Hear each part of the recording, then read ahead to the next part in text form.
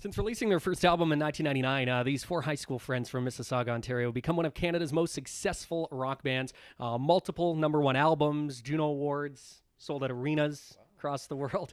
And despite legal troubles over the band name early on in the career, and most recently the devastating announcement of your drummer Aaron not being able to play on your latest album, the band has proven time and time again that nothing will get in their way.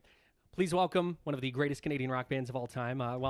Two members of one of the Rush. greatest Canadian rock bands of all time. Yes, It's Rush. There's Rush, and then What's there's Ben and Ian I'm from Getty. Billy Talent. Hello, I'm Alex Lifeson. That's actually fun. It's crazy. More than 20 years, you guys have been a band. I guess 17 of those known as Billy Talent. That's a significant amount of time for any band, really. Especially when you still got all the original members intact. I think 50%. I always say 50% of being a band is trying to keep it together. That's good You advice. know, right? Very Don't you good, think? Good logic. That's one of the hardest things is to keep a band together. Some bands don't even last, a couple years. You guys have gone 20 years, so Yeah. Yeah, 23 years now. Yeah. yeah. It's one of those things where for us, we've always, obviously we have a lot of friends who are in bands, and we've seen the demise of like one guy's like, well, my wife doesn't want me to tour, so it's like I don't want to do it anymore, or whatever it may be. But for us, it's like the constant that was always been and always has been in our life. It's the only thing that we all wanted to do. And I guess as you get older too, time just goes by really, really fast. And so 1 week turns into a month, turns into a year, and then next thing you know, it's like, what? You've been 23. It's like it doesn't seem logical, Yeah, I think right from the start we just wanted to be a band that performed and played music rather than like, hey, let's be in a band to become famous. So I think there was more of like a longevity plan right from the start. That's probably why we're still here. Well, and on the latest album, Afraid of Heights, you can tell you guys are definitely a band that isn't tired of what you're doing. No. You still stay fresh, but yet still kind of sound the same. Like people know when they hear it, it's like, yeah, that's Billy Talent, but it's still fresh, in 2016. Oh, thanks. How do you stay fresh though after so many years? I don't know. I think it's speaking from the heart and being honest musically and lyrically is a lot to do with it. And not kind of caving into trends, I guess, at the same time.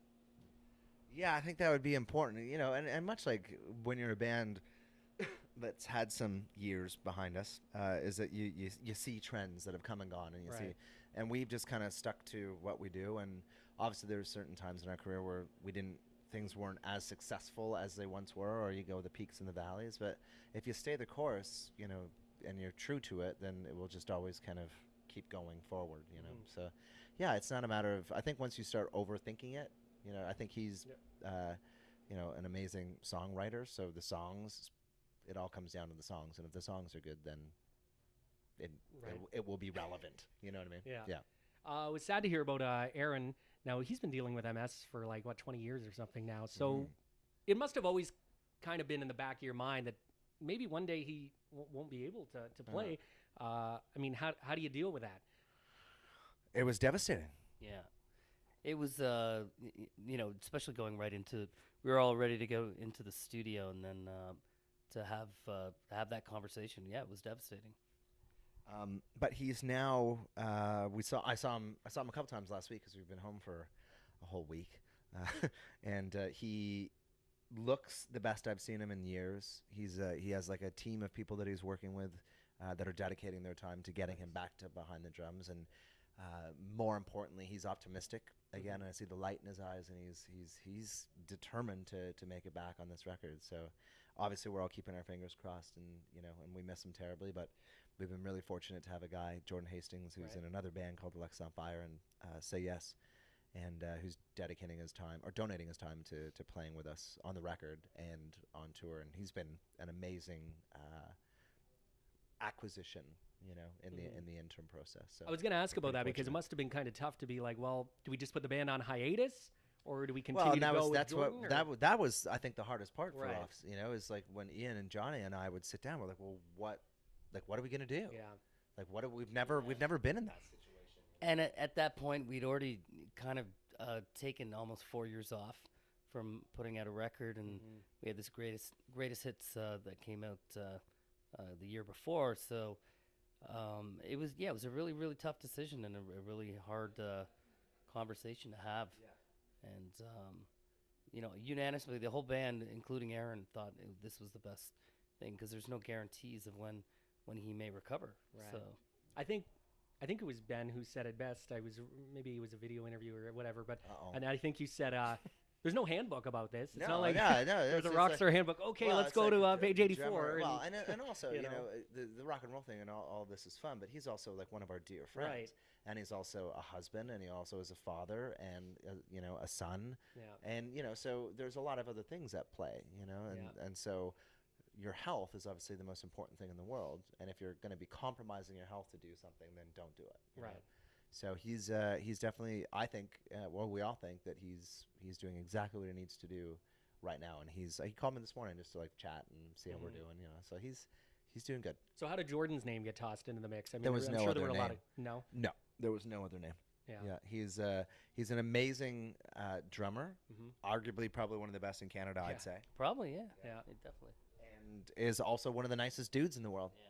You know what I mean? And we had toured with his band Alexa on Fire for a decade. Yeah. So he was the only guy. Yeah, just made sense to talk to him first. He's a really good friend of ours and Right. and really close to the band too. So It was obviously weird Of course. to have the yeah. conversation, but and I think the thing that's nice now is that the oddity has finally kind of subsided a bit, and we've just accepted the reality and the decisions that we made together, and so we're just moving forward. And Aaron's moving forward, and this is moving forward, and I think everyone kind of finally feels like it's okay. It's not. Right. Don't make it. It's only awkward if you make it awkward. Yeah. So let's just try not to make it awkward. Right. Yeah. One of the things we don't always know, especially in Canada, about our own bands, is how big some of them are in other parts of the world. You guys, for example, huge in Germany. Like you guys played Rock am Ring back in what was that, June? I believe you played there. And June, yeah. and to put this into perspective, I mean, two bands that played before you were Deftones and the Red Hot Chili Peppers. So, Yeah, I but mean, that was. I know that there was a bit of a, I'm aware, but Yeah. still, Well, I mean, we were you- supposed to be co-headlining with the Chili. right, so yeah. exactly. because of a massive thunderstorm. And I was going to talk about that too, but I Yeah. mean, is there? I mean, we'll get to that in a sec. But do you guys know some secret about how to become huge in Germany? Well, that I you're not think telling we anybody, were or very what? fortunate at the time is when a lot of bands were focusing, like, when we first were coming out, a lot of bands, the natural progression for a Canadian band is to try to chase the American kind of market, to which none have survived. If the Tragically Hip can't do it, Yeah, then, yeah, you know, no I one don't- can do it, yeah. But we did our fair share of touring down here in those early days when our first record came out. Right. But we also toured in Europe as well, and for whatever reason, the Germans just embraced our band. Yeah. Like the shows started getting bigger and bigger. Next thing you know, within a year or two, we're playing like these massive rooms, and you can't explain it. I really can't explain it. And we've just kept going back, Yeah. still to this day, So we've developed a really beautiful love affair with them, where it's, the thing that's not to get too much into the minutia of it, but you can go like, there's 88 million people there in the size of Ontario, or Yeah. smaller than Ontario, Right. right? And we have 34 in Canada across Yeah. like the entire nation. So try to quantify that, right? Right. So, and there's also every country that surrounds it is so close to us. So we were very fortunate that we got to go into, the Austrias and Switzerlands, and then it got into like the Poland and Hungary, and then it starts kind of spreading, and then next thing you know, we're there all the time, and you can tour for like months because there's so many countries right around you, So, anyway, yeah, it was. They have good taste in music. As the moral. Right. Yeah. So you mentioned, the drama that happened at Rock am Ring. Mhm. Massive thunderstorms went through. I believe it was, It was over really 70 awful, people. actually. Yeah.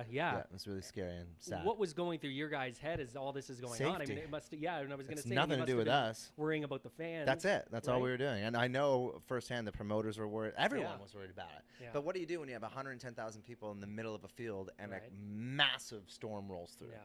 That's kind of unexpected in a lot of ways. Yeah. It's like, I mean, yeah. Yeah, there was a lot of lightning, and a lot of people got struck by lightning and hurt, and it was pretty dangerous. Yeah. I want to talk about some of the feelings and emotions you guys must have had running through your minds when you were doing this latest album. Not only with with everything that was going on with Aaron, but then everything that's going on in the world right now with all the gun violence and the U.S. election and all that. And How much obviously, time do you have on your camera? well, yeah, okay. So try try to answer that in a couple minutes. I mean, how did that affect the sound and the lyrics? Well, it definitely affected a lot of the lyrics at that time when the record was being written, and now seems to have even gotten worse. It's just mind-boggling that this Trump is still around, and it's kind of it's shocking and frightening, to be honest. Yeah, It's dangerous times. Yeah. It's dangerous times. Yeah. I guess we're kind of lucky because we're Canadian, but Well, in yeah, the but same thing, you the say US that, but affects the everywhere world in is the- so in the world. connected, and Yeah. and it's just we can't have people that are racist, homophobic, megalomaniacs run a country that has the strongest military in the world.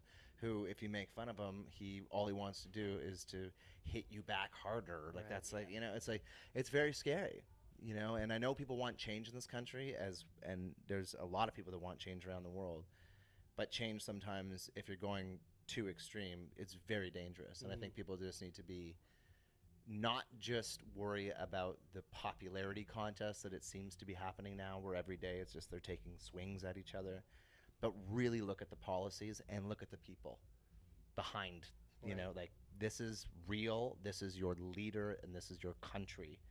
Be very mindful, and also go fucking vote, because you need to have your voice heard. So Right. anyway, it's my little rant.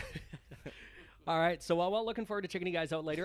Really, no, you know All what? right, rock and Well, roll, because I know party, we got some other topless stuff to girls do. and cocaine. Really quick though, you guys are touring Europe through until like the end of the year, and then so you're going to be doing some North American dates, hopefully in 2017. Yeah, what's the plan? hopefully, yeah. Yeah, I think we're looking at something in late winter, early spring. Yeah. Can't really talk about anything yet, or nothing's Nothing locked confirmed in. yet. Yeah. Nothing locked in. Yeah, All right. we're working on it though. Yeah. I think it's gonna be this day. I was like, why isn't it this day? Right. All right. Cool. Well, thanks for joining Well, us. thank guys. you I for having us, appreciate and it. and thanks for all the support, because we No know you guys problem. are big supporters of us. No and we problem. appreciate it. And if you haven't picked up the new album yet, Afraid of Heights, Go get it. Yeah, go get it and buy merch when you see them live. Oh, there you go. Because You're a nice yeah, fella. it's all about hey, well, that's how bands make money nowadays. You're wearing a rock T-shirt right now. That I am. Our good pals. and Yeah. a Jack White Oh, hoodie there you as go. well. So There all you go. right. So thanks to Billy Talent. What about your underwear? For my underwear, no, I'm not wearing No any band underwear at all. underwear? Yeah. Yeah. It's Free Ball on Friday. So thank you so much for joining us. Thank you. See ya. Thanks, man. Thank you.